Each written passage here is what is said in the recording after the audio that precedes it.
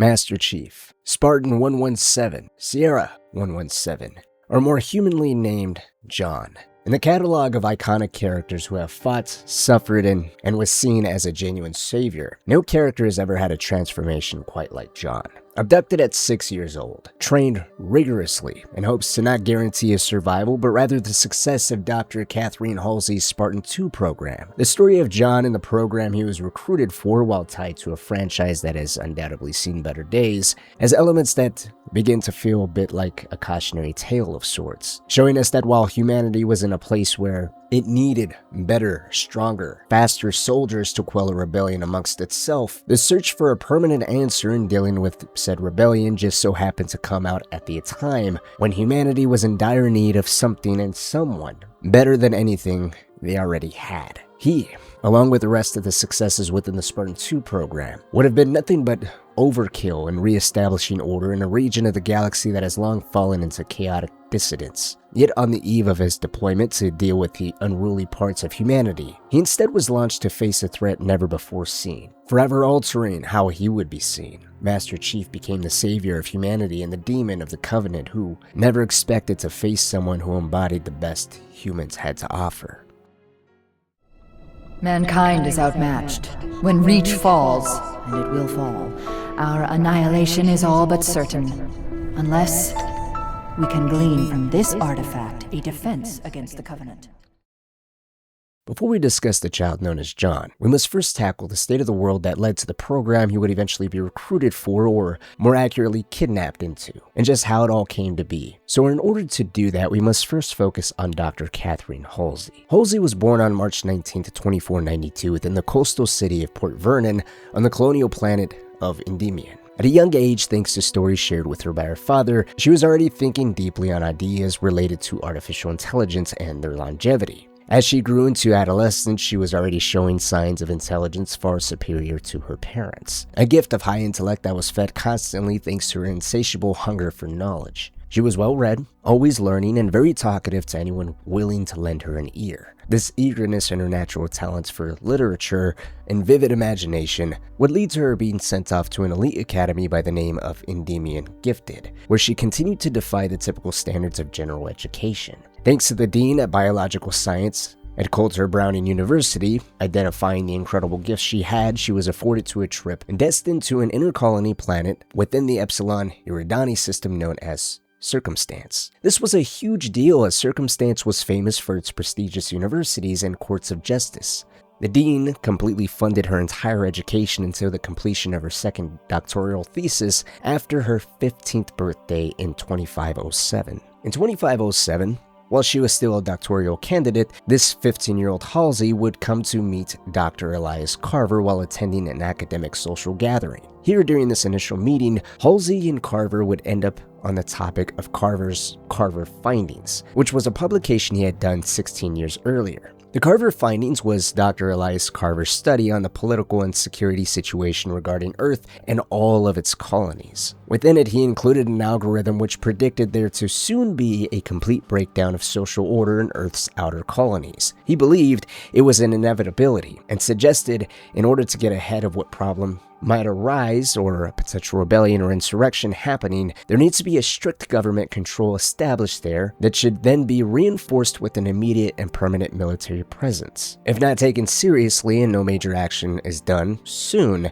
a civil war was only a matter of time. A civil war great enough to completely rip apart the unified Earth government. As with many intellectuals that are well-read and deeply researched, getting ahead of problems before they actually arise, Carver would be met by some with harsh criticism, thinking he was exaggerating or even fear-mongering. However, not all looked at him with such criticism. After completing the Carver findings, he then submitted these findings to the United Nations Space Command, or UNSC. Members within the UNSC's High Command would end up finding themselves reading the Carver findings. As time went on and Carver findings continued to circulate, members within the UNSC High Command and ONI, or Office of Naval Intelligence, which was the intelligence branch of the Navy. This organization particularly is known for information gathering, analysis, subterfuge, deception, and basically manipulation of humanity in defense of humanity to accomplish its own goals. In other words, ONI would eventually be a major player in many classified projects. Needless to say, it took Carver and his findings very seriously. Not serious enough to move fast enough, though, as a few years later, in June of 2494, only 3 years after Carver's findings were published, an insurrection would in fact break out, leading to a surge in his work being circulated as it began to work as an advisory guide for UNSC's high command, as it began to deal with this initial insurrection. As time went on, Carver would end up being hired to conduct lectures on the socio-political factors related to human expansion, leading to him gaining massive amounts of influence within the colonial military authority. Why is this important? Well, because when Halsey met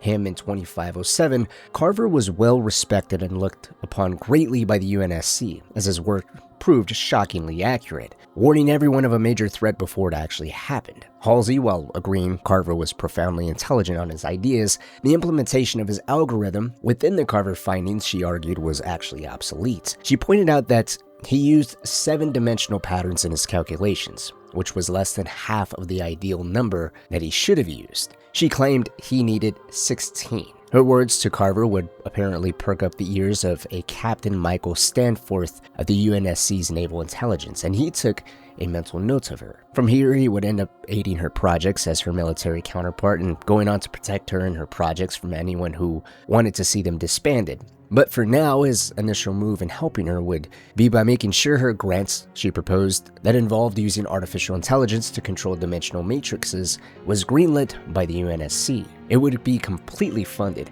but there was a contingency on that though. It was banked off the successful testing of a model of the UNSC's choosing, which was naturally the Carver model. Halsey knew it was flawed and would thus produce flawed or inaccurate results. So she would decide to run a modified version of Carver's algorithm that included her suggested 16 dimensions and compared that to findings of the basic Carver model of 7 dimensions. She would end up running more than 1,400 simulations doing this, varying every parameter and even working out best case scenario versus worst case scenarios. Carver's model suggested a breakdown of social order within the outer colonies within a matter of 20 years, but Halsey's modified version suggested it would be much sooner than that. The greater outer colonies will unify and rebel in a timeline that wasn't allowing the UNSC over 2 decades to react. She determined within the best case scenario, at a bare minimum, the resulting conflict from the outer colonies rebelling will last roughly 30 years with a projected death toll of 5 billion people minimum. Worst case scenario, the maximum effect of the Civil War, on the other hand, could result in a seemingly endless war and a new dark age for humanity. Halsey would deliver these findings to Stanforth. Upon sharing what she learned, she discovered Oni has already came to the exact same conclusion. Everything she was given was ultimately nothing more than a test. Oni has been keeping a closer and closer eye on Halsey for the last couple of years. While they wanted to recruit her, they believed she had to not only prove herself capable to work against the odds by using an algorithm they knew was outdated, proving her craftiness and determination, but also she had to come to the decision of working with Oni herself. She had to ultimately believe it was through her work with Oni the fruits of their labor was a necessary move to save the human race. Thus, Halsey would be officially recruited at 16 years old by Oni. And a few years later, in 2510, she would be sent off to the intercolonial planet of Reach, where she was contracted to work as a civilian consultant on a number of classified projects. As soon as she landed on Reach, she would immediately get to work putting together her own laboratory. Admittedly, she found it difficult for the earliest period of time here on Reach to really focus, and that was thanks to a constant surge of reports on incidents involving insurgents, her own new constant influx of brand new ideas, and the incessant supervision of Oni. The combination of being checked on and getting lost within her own thoughts and work would eventually compel her to go out and buy a journal on August 8, 2510. This was meant to serve the purposes of her being able to speak and think freely without worrying about someone from Oni overhearing or becoming too critical within her line of thinking. We know this because the date of August 8, 2510 is the first date recorded within her journal. Within this journal entry, Halsey also mentions taking on a project she has been suffering a weird mixture of feelings over. While she was excited and deeply inspired to see this project come to fruition, she was also deeply dreading it. This project, while remaining unnamed for the time being, was what would eventually come to be known as her Spartan program. In the meantime, her lab continued to be unstaffed apart from herself and countless AI matrices that littered the walls within, while she continued to work on AIs, even developing an intrusion algorithm that could be utilized to bypass AI-enhanced data recording and storage systems. The next major journal entry tied to the Spartan program would be dated February 15, 2511. Within this entry, Halsey went over how she believed the Orion project, through meticulous details she would also outline just how she thought a successor of it could continue to build off of what it had already achieved when it was active. Now, of course, for all of our understanding, we have to go over what exactly the Orion project was. This project was not Halsey's. The Project Orion was actually humanity's first real endeavor to create a unit of special forces where the soldiers within said units were biochemically augmented, or more simplified, super soldiers. The initial project of which was activated by ONI on April 13, 2321, with plans to dramatically improve the fighting capabilities of the colonial military administration's elite troops. The ultimate aim here was to increase the security of the Sol system. This first round saw 5 operators brought in to receive the experimental augmentation. Unfortunately, this first round would never go that far though. Due to a combination of unsatisfactory early results, problems with funding, poor personnel retention, and overall low reliability within the work, this first official round of Orion would end up being shut down. In the wake of its closure, the 5 operators chosen reportedly were integrated back into active service, while the researchers that aided with the experimentation returned to colonization or terraforming research. As luck would have it, within a year of Orion being shut down, all of these 5 test subjects would end up passing away though, with no real explanation as to why. As time went on, major aspects of the original Orion project would also remain undocumented, with additional archives degrading or just outright going missing. Despite all of the negativity, there was still enough promise within the researchers' mind to keep the hope of augmented soldiers alive for the future, which would be returned to back in January of 2491. The reason for this return to Orion, which would come to be referred to as Phase 2 or relaunching of the project, was due to the increasing actions of the insurrectionists within the outer colonies. This time, Orion will launch with 65 subjects. Later, it would go on to recruit an additional 100 volunteers, following the completion of the original 65's training. Although the peak number of total active Orion soldiers would eventually go on to hit 300 as the fight against the insurrectionists and UNNC intensified. While we can go on for quite some time about the project, the short version is the attempt would end up being successful compared to the earlier expedition by humanity to create super soldiers, but they still would fall short. The primary factors for the so-called failure stemmed from the candidates' age.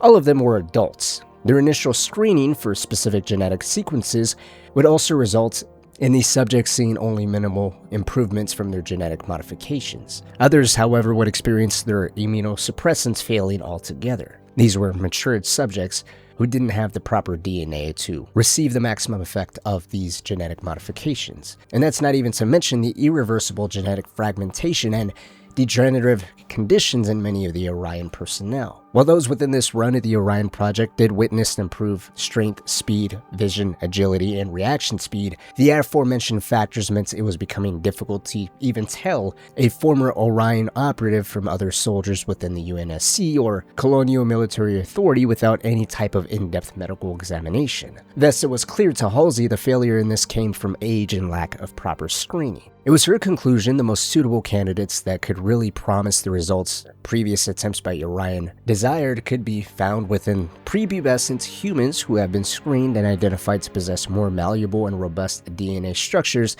and repair enzymes. The next major task for her was finding young individuals with the improbable genetic material, meaning roughly 39 billion DNA records had to be screened in order to find her candidates. And so as she got to work on narrowing down her selection criteria, she would eventually go on to get a hold of the massive DNA base of the Colonial Administration Authority Outer Colony vaccination records. Furthermore, Halsey recognized one more problem the subjects of Orion had run into that needed to be addressed immediately with these next round of subjects, and that being the post-traumatic stress the soldiers suffered from and the sympathy a few of them had towards the insurgents and their cause. Halsey believed total indoctrination would be the only solution. As immoral as that might have sounded, weirdly enough, Halsey did in fact have some of her own issues with it. For instance, many of her colleagues would agree with her total indoctrination idea and propose fully brainwashing the children, even lying to them.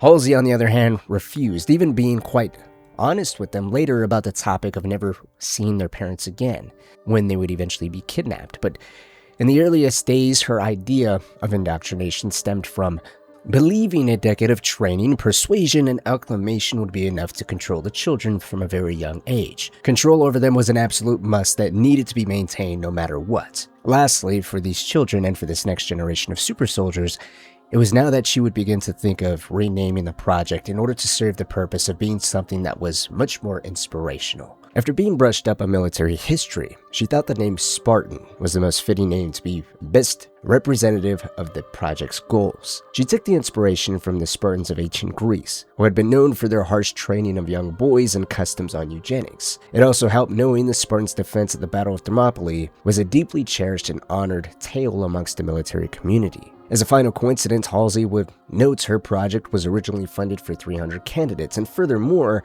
this was, after all, a continuation of the original Orion project, and so it was, in a way, another form of honoring those that came before. Spartan-II, thus would end up as the official name of the program, and she made it clear to her ONI scientific advisor from 2515 onward that that shall be the official name.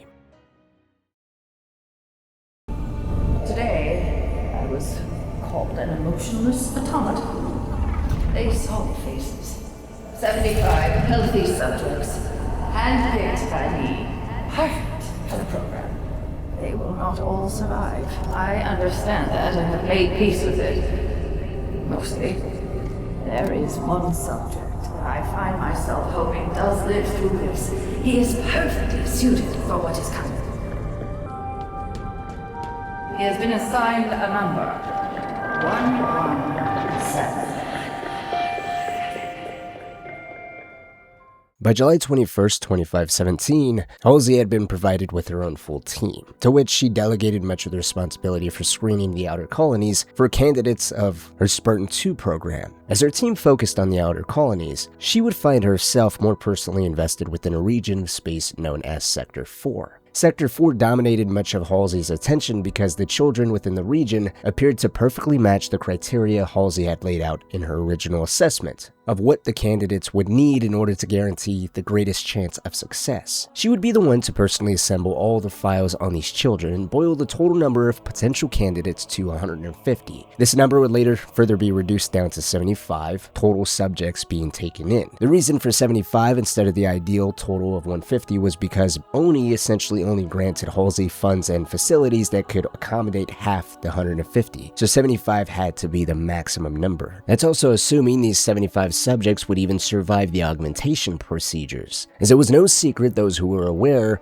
of what these children would be subjected to may in fact not survive it. As Halsey was finalizing all of the profiles necessary on the children who most qualified, she would go on to request a ship from Stanford so she can go out into the field and administer live, albeit quite limited tests on the subjects she was monitoring. Due to the secretive nature of the program, Halsey initially wanted a single ship all to herself with no additional personnel. This would result in an initial rejection. After some back and forth, Stanford would go on to issue a compromise. It will in fact let her commission a UNSC ship so long as at least one UNSC officer was aboard. After combing through the records of UNSC officers that Halsey specifically wanted to be aboard her ship, she would then send on a junior grade lieutenant by the name of Jacob Keyes. Keyes was ideal for the mission because his record has shown he's willing to keep things to himself and not let things leak out when under serious pressure or facing horrible circumstances. The source in this confidence stemmed from one specific incident that took place during Keyes' second year within an officer candidate school, where his overeager lieutenant made a major error when trying to test a new theory he had on how to make jumps within slipstream more accurate. Unfortunately, the lieutenant's math was wrong, resulting in 14 ensigns being killed, and Keyes admitted to rehabilitation for 2 months where he underwent treatment for severe plasma burns for the same mistake by his lieutenant. Even though others around him went forward to testify against this lieutenant, Keyes continuously refused. And that was despite the overwhelming evidence everyone had on the lieutenant and the threats Keyes personally would go on to receive, which would include being demoted, tried for insubordination, or even kicked out of the Navy. Yet he still refused to testify, and that was precisely what made Halsey immediately decide he was her man. With one UNSC officer now accepted, Stanforth would give Halsey a diplomatic ship by the name of Han. Keyes would be transferred over to her with as little information provided to him apart from to keep her safe, and the pair would venture towards the planet of Eridanus II, where they would for the first time go out and observe Subject 117, a 6-year-old boy whose genetic profile perfectly matched everything Halsey was looking for. Under the cover of surveying local schools to place their supposed daughter into, Halsey and Keyes would track 117 to the primary education facility 119, located in Elysium City. Well, a bit trivial, I do want to point out that the pair couldn't help but notice how really lucky everyone living here were. People here lived a rural life. There was no such thing as overcrowding, no pollution whatsoever, and while there was a real fear of running into insurgents on the way to Eridanus, watching life go on here, you could easily believe the insurgents were part of an urban myth to just scare people into submission. It almost made one feel bad that children from here were going to be taken away from what could be considered a paradise, but it was of course for the greater good. As Keyes struggled to get used to being out of military uniform, Halsey would begin to prepare for her test. While John was genetically a prime candidate, almost as perfect to an ideal genetic composition one can hope for, she was aware that people were more than just the sum of their genes. There were environmental factors, mutations, learned ethics, and 100 other factors that could legitimately spoil a great subject on paper due to the reality of how that person has changed based off the aforementioned factors. As easy as it may be to bring herself down, she would then immediately snap back to reaching for the picture of the boy she was looking for so that way they can find him out in the schoolyard. Based off the information Oni had gathered, John looked outwardly to be just a typical 6-year-old male. He had tousled brown hair, a gap between his front teeth, and freckles scattered across his cheeks. He was almost unremarkable through the image, but Halsey found herself becoming more frustrated than anything. The image Oni provided was 4 months old and unacceptable. Children at this age grew and changed fast, so it would be absolutely paramount regular pictures were taken of the children to keep detailed, up-to-date profiles in each and every single one of them. A 4-month-old picture would turn out to be little of any issues though, as Keyes directed her attention over to a grassy hill on the far end of the playground. The top of the hill was scraped clean of any grass as a dozen boys pushed and shoved one another aggressively. At one point, a handful of them grabbed, tackled, and rolled down the slope to jump back up and run to the top in order to repeat the process. It was clear to Halsey these boys were playing King of the Hill, but from the distance they were at, it was difficult to see if any of these boys were her subject. So she would pull out a datapad to record this for later analysis, but also to zoom in on one boy who appeared to be outperforming the rest. He was blocking, pushing, and strong-arming all the other children. When standing upright, he appeared to be a full head taller than all of them, and based off how he was moving compared to the rest, he was stronger. She would even catch that small gap in between his 2 front teeth when laughing at the other children. That was her John, alright. As she continued her recording, she would watch as one boy came up from behind and grabbed John in a headlock. Unfazed, he simply laughed, throwing him down the hill like a small toy. A few moments later, 3 boys would all ambush John. 2 grabbed his legs while the 3rd wrapped his arms around his chest. The 4 of them would tumble down in a violent roll. When finally stopped at the base of the hill, John bit one of his attackers while kicking and punching the other 2. Cleared from them, he would race back to the summit of the hill, pushing another boy out of his way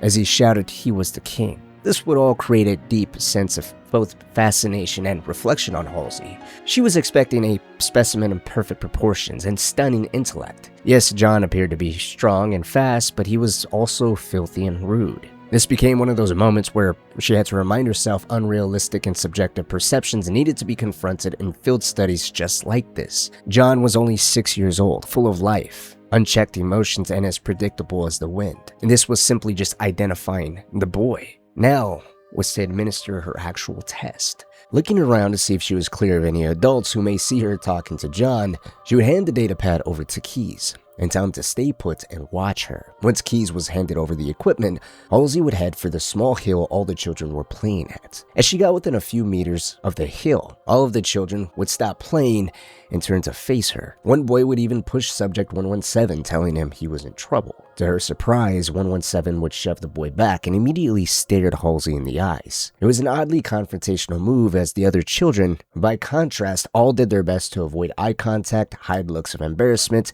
and slowly back away as 117 stood his ground, almost as if not moving was his own way of defying her. She could sense that he really wasn't afraid of her or of the punishments he may receive for the rough playing. Probably a usual occurrence, as this close she could see he had a bruise on his cheek, the knees on his pants were torn, and his lip was cracked. Of course, she wasn't here to punish, but rather just talk. So she would ask if she could have a moment to speak with him privately. After a few moments of 117 still staring her dead in the eyes, he'd finally break this intense eye contact, shrug, and walk towards her as the other children giggled, smirked, and teased him for being in trouble, all of which he ignored. Halsey would take her Subject 117 to the edge of a nearby sandpit out of the sight from others and asked him what his name was. Overly confident, the boy would simply reply, "I'm John," and hold his hand out to offer a handshake. This small move would be yet another surprise for Halsey, as she didn't expect any kind of physical contact with her subjects. She almost wanted to even ask him if his father taught him how to introduce himself, or if he was just an observational child imitating the things he's seen adults do. Nonetheless, she would shake his hand, only to find out it was a much more powerful handshake one could expect from a 6-year-old. Yet another mental note she wouldn't forget. She would start this conversation off by asking John what he was doing. The boy would simply reply with winning. And as we'll see, the idea of winning within John is something that would never fully go away, only cleverly transformed by Halsey and Oni from John being the one and only #1 winner to then winning, meaning looking out for your squad and accomplishing the mission. Of course, we are getting a little ahead of ourselves with that, but I just wanted to point that out, as it almost feels like in John's later interactions with Halsey and his superiors, that concept of winning or being #1 from a child's perspective was never entirely stomped out. It becomes a marker for the success of the indoctrination Halsey and Oni aim to have for all of the children. But for here and now, winning at games was what John loved to do. He'd even share with Halsey in their first interaction he was getting bored with games like chess because it's just too easy for him to win. There's no challenge. And he's been barred from playing grab ball because of how unfair it was to the other children, thanks to how often he just won at it. But Halsey would tell him she had a different game for him, one she could almost guarantee he's never played before. She would pull out a quarter and tell him this was currency people used on Earth a long time ago. She'd point out how one side there was a man with long hair, and on the other was a bird called an eagle, and the eagle was holding arrows. As John interrupted and answered, the bird was holding arrows. An incredibly small detail, one with exceptional eyesight could see from how far John was from the coin. The game was, she would tell him, is that she was going to toss the coin up in the air. It's up to John to say if it'll land with the man facing up or the bird. If he wins, as he says he always does, then he'll get to keep the coin. And so it was a deal. John would assume a ready position, squint his eyes, and focus them deeply on Halsey's hand. When he was ready, he gave her a slight nod. In response, she would toss it in the air. As it tumbled upward and back down, she couldn't help but notice his strange, distant gaze. It was almost as if he wasn't really paying attention to anything at all. But then he instantly snatched the coin out of the air as he shouted, "Eagle." At first, Halsey hesitated to reach for the boy's palm, unsure what to think of all of this. But as she turned his hand over and he unclenched his tiny fist around the coin, the eagle was in fact facing up in his palm. Upon this revelation, Halsey couldn't help but think if it was possible that he knew which side would end up facing up when he grabbed it, or more probably, did he actually pick what side he wanted and grabbed it, making sure his chosen side was in fact facing up? It would be extremely difficult for her to tell without further analysis and administering more tests, but neither option can fully be ruled out. Man, she really hoped Keys was recording all of this on the data pad she handed him on the other side of the playground right now. Caught in her own thoughts, the small boy would retract his hand, asking if he can keep the coin as was promised. She would tell him yes, you can keep it, John. Excitedly, John would run back to his friends, happily waving the coin the nice woman just gave him. But Halsey just stood there frozen for a moment. She felt she had made a big mistake by calling him John. She shouldn't have used his name. To her, it was a horrible sign of attachment, which was a luxury she just could not afford. Liking her test subjects was an absolute no, especially not right now. She had to maintain this professional distance because, unknown to this little boy, everything she had just witnessed meant he would be accepted as one of the 75 candidates for the Spartan-II program. And as of right now, his survival is unknown. Subject 117 could very well be dead in a matter of months. This is highly unethical. If you say so. I prefer logical. I do what it takes to ensure our survival. We can debate the ethics should it fail. You are here because you were chosen. Our enemies are getting smarter and more numerous every day. What I am about to show you will help.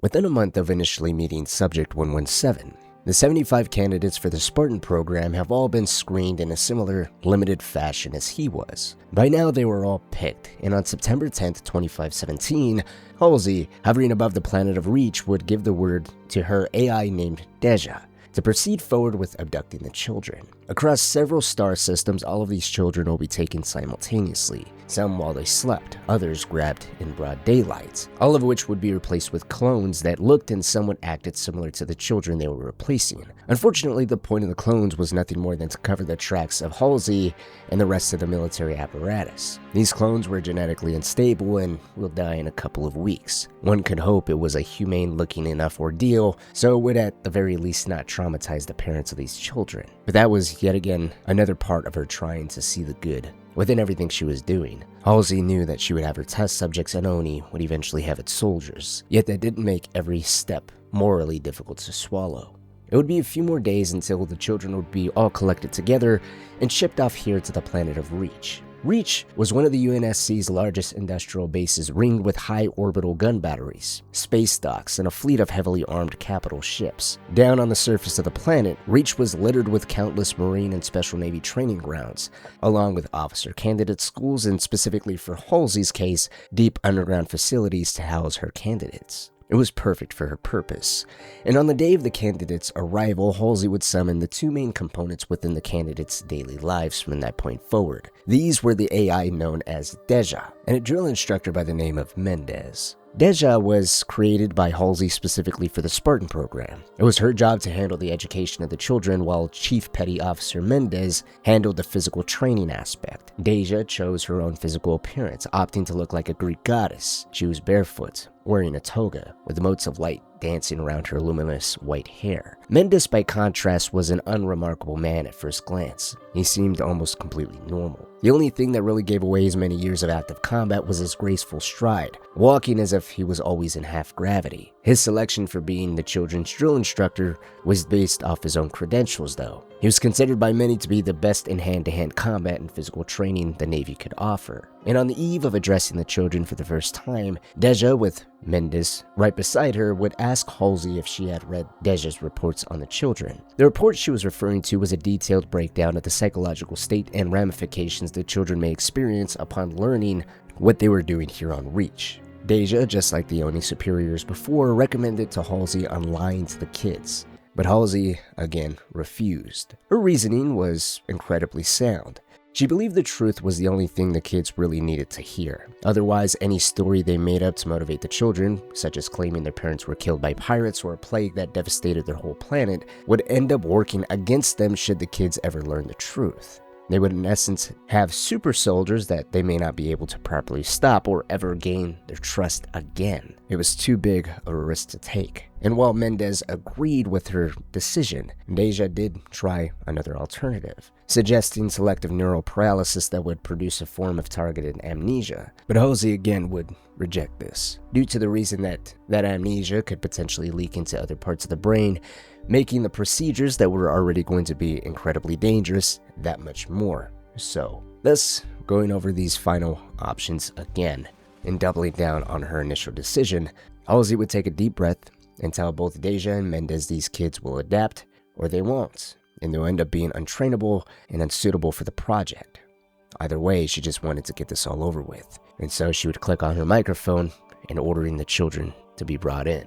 A few moments later, 4 sets of double doors opened up at the top of the amphitheater. 75 children were marched in, accompanied closely by their handlers, which was nothing more than a Navy drill instructor in camouflage patterned fatigues. The kids were visibly shaken. They had circles of fatigues around their eyes. A reminder to Halsey that these kids have already been through quite a lot already. They were collected together, rushed through slipstream, and only a moment ago brought out of cryosleep, taxing on such small bodies, especially those that aren't accustomed to such things. Halsey felt a strong sense of regret, but by now everything had already been pushed into motion. She had no choice but to continue. Stiffening up her voice, she waited for all the children to be seated, at which point she cleared her throat and told them, "As per Naval Code 45812, you're hereby conscripted into the UNSC Special Project, codenamed Spartan-II. You've been called upon to serve. You'll be trained. You'll become the best we can make of you. You will be the protectors of Earth and all of her colonies.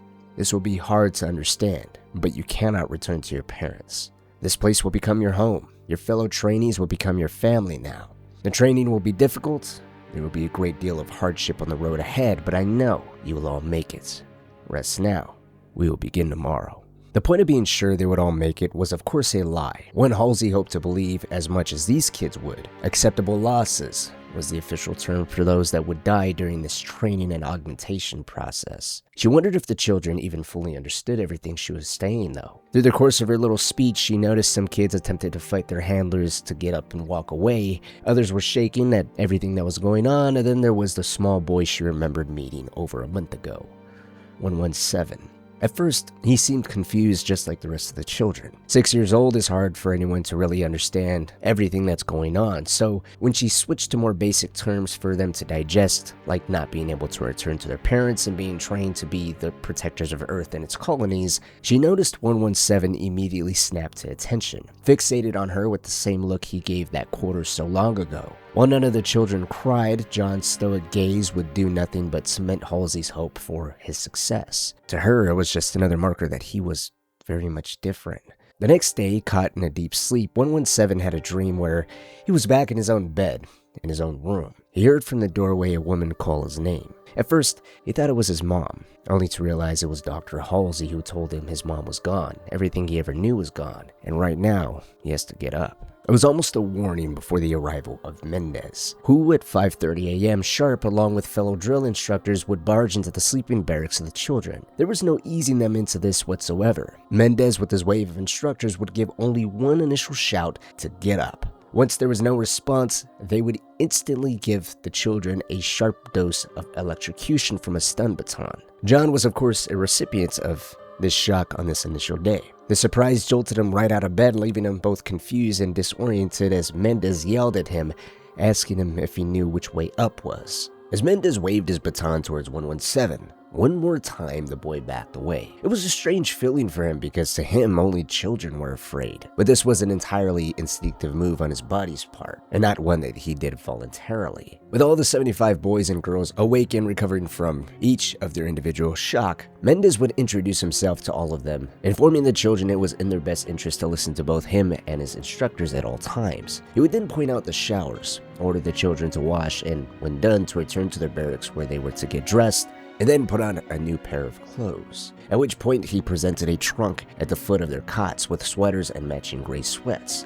On the fronts, John could see his name, John 117, stenciled on it. After showering in lukewarm, soapy water, then rinsing off in ice-cold spray, 117 would run back to his bunk, get into his new pair of underwear, pull on thick socks, slide into his gray sweats with matching sweater, and a brand new pair of combat boots that fit his tiny feet perfectly. And then he, along with the rest of the children, were ordered to march outside. On his way outside, breathing in the ice-cold air deep into his lungs, John was starting to remember everything somewhat vividly. They had taken him in the middle of the night, injected him with something that made him sleep for a long period of time, and then remembered the nice lady that gave him the coin, telling him that he couldn't go back to his parents, that he could never again see his mother or father. As this was all continuing to be processed, he'd find himself alongside the rest of the trainees lined up onto a strip of grass outside. They noted how it was so early the sun has yet to rise. The edge of the sky was indigo, while grass beneath their feet was still wet with the dew. There was no one else up and about except for them, and almost as if on cue, a pair of jets roared overhead and arced into the dark sky, as Mendez ordered them to make 5 equal-length rows of 15 trainees each. Mendez would start the training here off by leading by example, telling the trainees they're going to do 100 jumping jacks to start. A few reps in, 117 noticed another boy outright refused to follow suit. Before anyone could even react, the drill instructor was right on top of the boy, whipping him with his stun baton, yelling at him to get with the program and to remember it was all of their job to do as they were told. It was a lesson all of the other children were quick to take note of. John had never done so many jumping jacks before in his life. His arms, stomach, and legs began to burn intensely, with sweat trickling down his back, but he dared not stop or slow down. When 100 was finally achieved, Mendez would then bark for them to now do 100 sit-ups. Catching some of the trainees struggled to get into position, Mendez decided they needed a little extra motivation. So he told them the first of them to quit and gets the privilege to run around the compound twice and then come back here and do 200 sit-ups.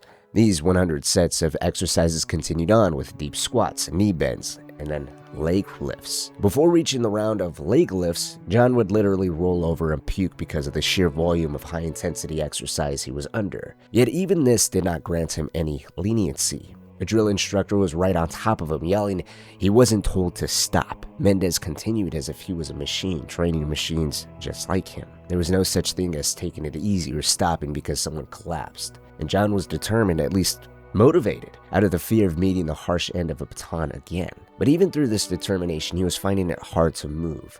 His legs trembled, and every single rep was met with slower and slower movement. Finally, after what seemed like an eternity, Mendez ordered them to rest and called for instructors to get the trainees water. The water was warm and slightly salty, but the purpose of it was to help keep them hydrated and balance out all of their electrolytes. Everyone, from what John can see, was drenched in sweat and hunched over, holding their sides. None of these kids spoke to each other, and none of these children, from what he could tell, were kids from his school. The thought of being stuck here with nothing but strangers began to drift back to what his mom was doing at this very specific point in time when Mendez showed back up, ordering them to get onto their feet as they're about to go on a run. Before anyone could react, Mendez's army of drill instructors all began to brandish their batons, herding the children like cattle. They would jog down a gravel path, through the compound, past more cinder block barracks, alongside a lengthy river, over a bridge, and by the edge of a runway where jets took off into the air. The reason for all of this was not to just acclimate the children to harsh military life and training, but to make it so intense that they could really become the best Oni could make out of them from day one. And to make sure that they become so preoccupied with the intense physical exercise that they had no opportunity to feel homesick or think of anything else besides potentially being electrocuted or punished for not obeying. It's immediately a callback to how they needed to have absolute control over the children from day one. And these were aims that were certainly working, as John couldn't think of anything else besides how much his muscles ached and just how hungry he was. At least for now, he would be given a bit of rest, as the run Mendez took them on would be straight to the Naval Officers Academy, where Deja was out on the front entrance waiting for them. Upon arrival, Deja would lead them inside a nice air-conditioned room where a tray of crackers and a carton of milk had been laid out for each and every single one of them. Once seated, John scarfed down his crackers and milk. He was so tired he was dying to just lay his head down on the desk to take a nap.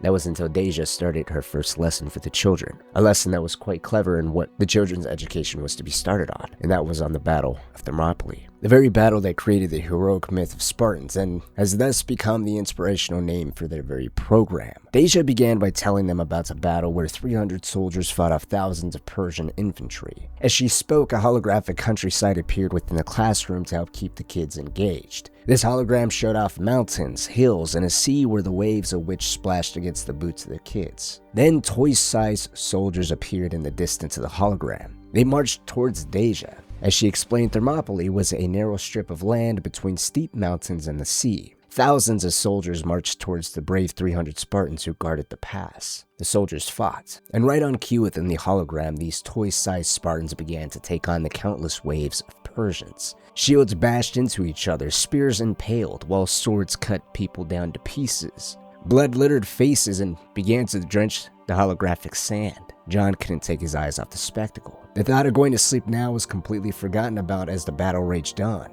Deja continued to explain the Spartans were the best soldiers who had ever lived. They'd been trained to fight since they were kids. No one could beat them. As Spartans continued to slaughter the Persians before them, John would steal the crackers of the girl who sat next to him. The hunger pains he was experiencing was getting worse, with the milk and crackers doing very little to satisfy it. While caught thinking of when dinner time was, the Persians would eventually break off from the fighting with the Spartans, who stood victorious. The children, catching a wave of renewed energy from all this excitement before them, all cheered together. They wanted to see it again. But as Deja told them, they shall continue the lesson tomorrow. In the meantime, Chief Petty Officer Mendez was here to lead them to the playground. The playground, according to him, was a short run, which was really 2 miles long. When they reached this playground, it was nothing like John had ever seen before. It was a forest of 20-meter-tall wooden poles, rope cargo nets and bridges stretching between the poles.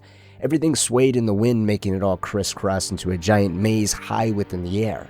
There were slide poles and knotted climbing ropes, swings, additional suspended platforms, and ropes looped through pulleys tied to baskets that looked strong enough to hoist a person up. This, of course, was just another training exercise. All of the kids were ordered to form 3 lines. Within these lines, the kids were paired into teams of 3. John's teammates was a boy with sandy hair and green eyes. His dark tan skin gave him a weary smile. His sweatshirt bore the name Samuel 034. While the other teammate was a skinny girl taller than John. Her hair was long and dyed blue. Her sweatshirt read Kelly 087. She somehow appeared to be less happy to be here than the rest of them. With their teammates chosen, Mendez would now set the rules.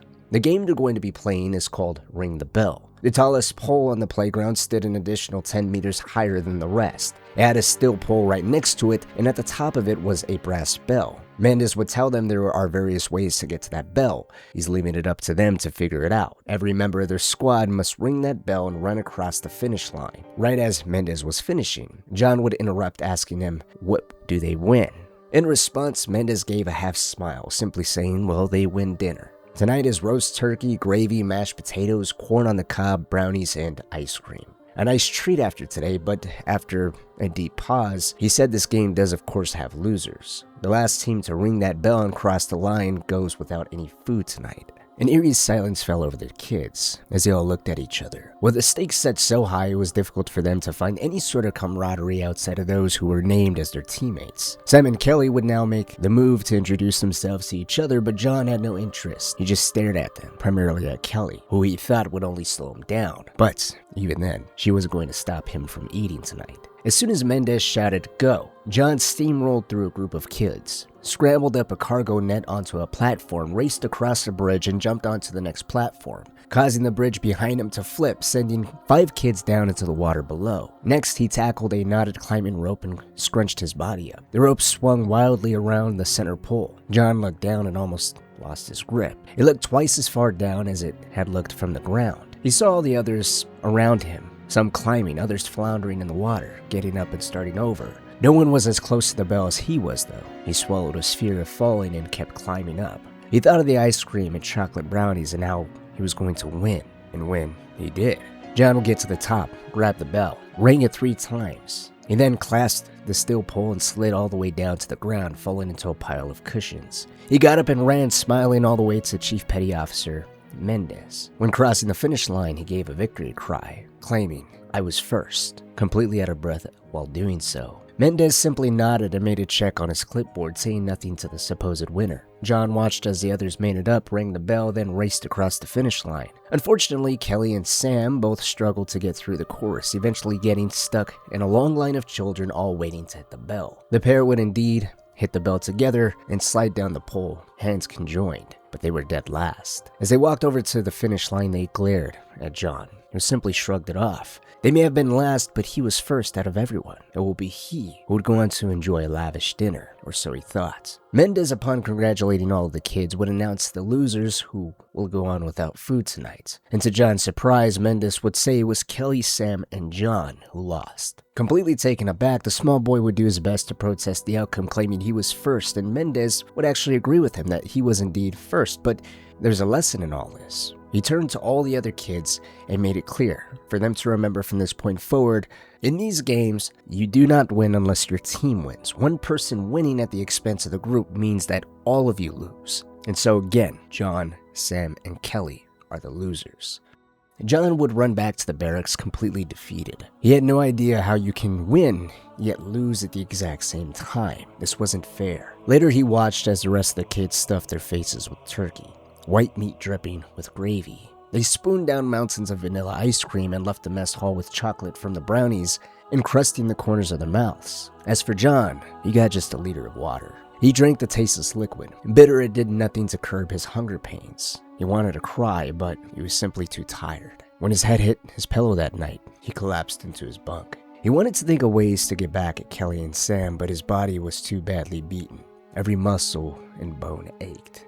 The next day was the same intense calisthenics training, then running to Naval Academy in the afternoon to Deja, and a training course on the playground at the end of the day. This follow-up lesson of Deja's was about wolves. Utilizing the same hologram as the day before, it projected a meadow where a pack of 7 wolves hunted a large moose together. Each of these wolves attacked a much larger animal from whatever direction it wasn't facing. John thought it was quite fascinating to watch these animals track down and devour the animal many times their size. And it's here that I want to point out the importance of not only this lesson, but why it, alongside the lesson before, builds the blocks within the kids the way that it does.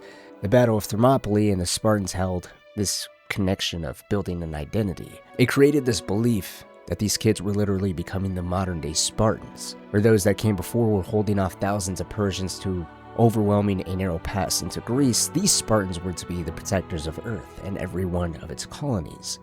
It was a symbolic connection and intense belief within themselves at what they were being trained to do. Next, the idea of the wolves further cemented the tough lesson of the day before. Teamwork is their bedrock. Without it, they can't hope to properly achieve anything. While together, anything is possible even in the face of overwhelming odds. John would avoid Sam and Kelly during Deja's lesson, but back on the playground he had no choice but to confront them as Mendez ordered all of the kids back into the same teams as the day before. The course today was a bit more difficult, with the bell now 20 meters taller than the day before. Sam would be the first one to walk over to John, pushing him, telling him he better help them this time or else he'd be sure to shove John off the platforms, making sure they all lose together. Kelly added she'll jump on top of him if he refuses. Both clearly set on sabotaging the whole team should John refuse. While initially wanting to hit Sam in the face, John would relent. He thought of how he needed all of his energy to just hit that bell. He was too tired to fight and can't handle another day without a proper meal, so he agreed to work with them, but made it clear they best try not to completely slow him down. As all the kids waited for Mendez's mark to start, John examined the course. He would quickly find a straight shot to the top. This route was simple enough. It was a basket with a long rope attached to it. While seeming easy, he admitted to Sam, though, he didn't think he can make it in his weakened state. But Sam reassured him that they can do it if they all work together. But they need to make sure they reach that basket before any of the other kids do. Kelly volunteered. She said she's fast and can make it before the others do. She'll be sure to sprint to it and hold it for John and Sam. With the closest thing to a plan set, Mendez shouted go. Instantly, Kelly shot forward. Incredible to think John thought the day before that she'll slow him down. He'd never seen anyone move as fast as her. It was almost as if her feet never actually touched the ground and she was just floating at light speed.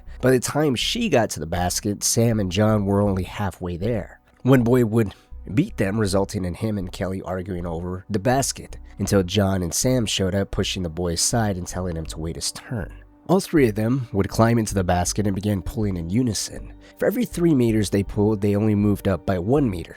And the higher they got off the ground, the more the basket swayed in the air, occasionally bouncing against the pole. They needed to move faster, John urged. Their 6 tiny arms working together would finally end up reaching the summit. While they weren't first, they were third. Each one of them did in fact ring the bell this time though, descending back down and crossing the finish line. Once across the line, John noticed Chief Petty Officer Mendez was watching them closely. While he didn't say anything to any of them again, John couldn't help but notice that he thought he saw a smile briefly flash across Mendez's face. But he wasn't given any other opportunity to think further about it as Sam slapped John and Kelly on their backs, commenting that that was good teamwork, and said they can be friends. Oh, if they want to be. It was no big deal after all. Kelly shrugged and said sure. Okay, friends, John said. Of course, this was the beginning of his friendship with Sam and Kelly, as well as the start of really grasping the importance of working well with others. But it won't be for another 2 years. At the age of 8 years old, John would show off his natural instinct as a leader, the date of which would be July 12th, 2519, out in a wilderness training patch on the planet of Reach. As all 75 trainees were being lifted by a dropship, Mendez would inform them the mission for this day was simple. They're going to be given a small piece of a larger map. Then each one of them will be dropped off separately. It's up to them to figure out where the extraction point is and how to get to it. As a bit of an added incentive, Mendez would inform them the last one to reach the extraction point walks back to the barracks. It would be the very thought of any of the other trainees walking back to their barracks, if they can even make it through the rough mountain pass, that would prompt 117 to begin to think in selfless terms. However he would do it, he'd vowed to himself that he would make sure each and every single one of these kids would all return home together. Starting with scanning the terrain sprawled out over the dropship, the piece of map he was given didn't have much of any identifiable markers, with nothing even remotely close to resembling an extraction point. However, while looking out over the terrain before him, he noticed there was a ring of mountains, a forest thick with trees, and a distant string of silver. That silver was the reflection of the surface of a river that fed into a lake. Trying to not rouse the attention of Mendez, John would nudge Sam, pointing in the direction of the river, essentially making sure through this subtle move Sam and Kelly were able to communicate with all of the children that the lake would be exactly where they would all rendezvous after each one of them were dropped off. Once all of the children were gathered around the lake, Kelly would grab each and every piece of map handed to the children by Mendez. Meanwhile, John ordered Sam to take 3 children with him to scout ahead so they aren't caught off guard by any of Mendez's tricks. As for the map pieces, some of them were duplicates. Others had no real markers on them, but a handful of them were able to be pieced together to reveal where the extraction point was. If Kelly was able to guess from what lay before her, the extraction point was a full day's hike ahead. So, not wasting any time, John took the lead, ordered them all to move out, whistling for the return of Sam and the rest of the scouts. From here, the children all fell into line, marching behind Kelly, who assumed the role of navigating, while Sam would occasionally zigzag out in front of the rest of the 74 trainees. The reason why he was chosen to be the scout was because he had by then proven to have the best eyes and ears out of all of them. And so you can already see how each of these kids not only worked together but assumed the role that best suited them, with no need of any objections or suggestions otherwise. They all just knew what worked for them by now. After a few miles of marching, their weariness began to grow more and more. At one point, Sam even fell back into line, whispering to John that everything appeared to be far too easy by now. Usually, Mendez would have had some kind of trick up his sleeve, some sort of wrench thrown in the cog of machines to knock them off, but so far this all seemed to be pretty straightforward. Some kids even became so relaxed that they would occasionally start eating blueberries they picked off some of the bushes they strolled by on their march to the extraction point. While they continued to move on, there really did appear to be nothing meant to catch them off guard. But it would be that exact weariness and expectation that would then bleed back into the main question of who was going to be left behind. The topic would all lead them to get to the closest they were during this mission to falling apart and working against each other rather than together. Some kids began to suggest pulling straws, others went based off of just more arbitrary reasons on why a specific someone should be the one left behind. But John refused to hear any of it. He told them they will all make it out together or none of them at all. Besides, right then and there, they just needed to focus on continuing towards the extraction point and making it there. As night began to fall, the kids would eventually come across a dropship in the center of a grassy field. Its floodlights illuminated everything within 30 meters of it. 6 men sat on the open launch ramp, smoking cigarettes and passing a canteen amongst themselves. From the darkness, hidden in a nearby meadow, the children noticed how this dropship may actually be their way back home. But the 6 men they were facing weren't in UNSC uniforms or anything even remotely close to identifying them being with Mendez. And at this point, they still very much expected some sort of trick. But with no real markers identifying these men as UNSC, it was hard for the children to really tell if this was some sort of test or if this was actually a real scenario. Whether if it was or not, though, that dropship was legitimate and would serve well in taking all of the kids back home. So, retreating deeper into the forest, the kids all began to look towards John for an answer on what to do next. Realizing he needed to say something, he began to rationalize and reason his way to his sound plan. Explaining the 6 men they seen didn't see them, but they don't know who they are or what they want, which means they may potentially be a genuine threat, so they'll need a lure. Kelly volunteered, as again she pointed out she's the fastest one out of all of them. Good. John ordered her to head to the edge of the meadow and let the 6 men see her. He'll go right alongside her and hide, keeping a close eye on her. Should anything happen to her, he will report back to the rest of the kids. If nothing goes wrong, he wants Kelly to bring the men to this specific point, at which point Sam will be sitting out in the open pretending to have a broken leg. To really sell the injury, Sam decided to walk over to another candidate named Vajad and have him scrape Sam's shin with his boot in order to create an open wound, so that it began to swell and blood leak from it. As for the rest of the kids, John called back to Deja's lessons on the wolves over 2 years ago. He had them all wait in a giant circle surrounding Sam, as they armed themselves with rocks ready to help him in case he needed it. The plan would end up working out surprisingly well. Kelly successfully lured in one man after letting all 6 of them see her, claiming a kid broke his leg and needed their help. This initial claim got the first man to fall for it. Heading deep into the forest, he lost Kelly but would go on to find Sam, who claimed his leg was broken. As the man approached with the baton in hand ready to use it, Sam jumped to his feet and disappeared into the dark forest, as a whistle unleashed a hail of rocks down on the man. One of these rocks would end up hitting him square in the face, knocking him unconscious. As his limp body lay sprawled out across the floor, all of the children would gather around him, confirming the unconscious man to again not have any UNSC uniform, insignias, or even just being one of the usual faces Mendez used as a regular trainer. This was a confirmation to them that they were really facing a giant threat. So they thought it was best to treat the remaining 5 men as hostiles.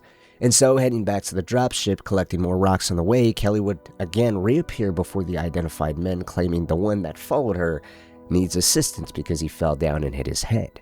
Unlike the first attempt, there was no need to have these men head into the forest. Instead, John waited for them to get close enough to Kelly. Once they were within an ideal range, he'd whistle, just as before, which was followed by a hail of rocks coming from the darkness. As the men desperately put up their hands to shield themselves from the onslaught of rocks, John gave a second whistle, signaling for all of the kids to rush the men. As this wall of kids screaming and yelling descended upon them, the men couldn't believe what they were seeing. The shock would give Sam a chance to smash one man over the head with a baton. Vajad was hit square in the face by the full strength of one of the men and fell to the ground. In response, a group of kids pounced on top of the man, dropping him to his knees as they all relentlessly kicked and punched him. Within a matter of minutes, the 5 grown adults lay motionless on the ground, covered in blood. Standing over them, panting with rage, was John. He was angry over how these men could have easily hurt a squad. He wanted to bash their skulls in and finish the job, but gave up on the idea and focused back on the dropship. Sam asked him if it was a good idea to call Mendez, but John refused. Instead, he headed over to the ship, made sure it was cleared of anyone else, and then went for the comm system to open up a mail link with Deja. When her face appeared on the hologram, John informed her he was on one of Mendez's assignments. He was in a dropship, but there was no pilot and needs to get home. Initially, he would ask her to teach him how to fly, but she would reject the idea, reminding him he's not yet rated to fly that type of aircraft. But she would walk him through how to give her access so she could take over as autopilot. As she was revving up the engines, John would order everyone to get aboard, shutting down each and every protest on who would be left behind. He ordered them to ignore it and get aboard. As an added precaution, he even made sure he was the last one on the ship. Whatever the repercussions were from Mendez on everyone returning home at the exact same time, he just didn't care. He would gladly take it over the thought of leaving anyone behind. Later that same day, John would find himself in Chief Petty Officer Mendez's office. He wasn't afraid, but he couldn't deny his nervousness as a trickle of sweat fell down his back. Before this, he, nor anyone else for that matter, has ever been brought into Mendez's own personal office before. John stood at stiff attention as he watched Mendez slowly go over the report on his desk. After a few moments, Dr. Halsey would appear, give the man and young boy a nod as she sat in her padded seat, and after a few moments of silence, she greeted 117 by his name. Now, it was nothing crazy over the top, just a simple "Hello, John." But it was enough to elicit his response of muttering Dr. Halsey as he saluted her. Curiously, none of the other adults had ever addressed him by his name, only she ever had. But it's not like he was able to give that much thought as Mendez began to speak. Addressing trainee 117, he asked why he thought it was a good idea to steal UNSC property and attack the man that Mendez personally posted there to guard that ship. "Sir," John began to reply. "The guards were out of uniform, no insignia. They failed to identify themselves. As for the ship, I took my squad home, sir. I was the last one on board, so if anyone should have been left, I didn't ask for a passengerless crewman." Mendez snapped at him. dropping his voice to a low growl. He turned to Halsey, asking what she wanted to do with him. To her, it was quite clear. The only thing to do now was make trainee 117 squad leader. Caught completely off guard by this change of fortune, 117 was met with an agreement by Mendez on Halsey's decision to promote him, extending his hand to congratulate him on successfully passing today's mission. But he also shared an ominous warning, explaining his next mission won't be as easy as his last one despite how straightforward it sounded. When asked what it was, he was simply told the objective of that mission was just to survive.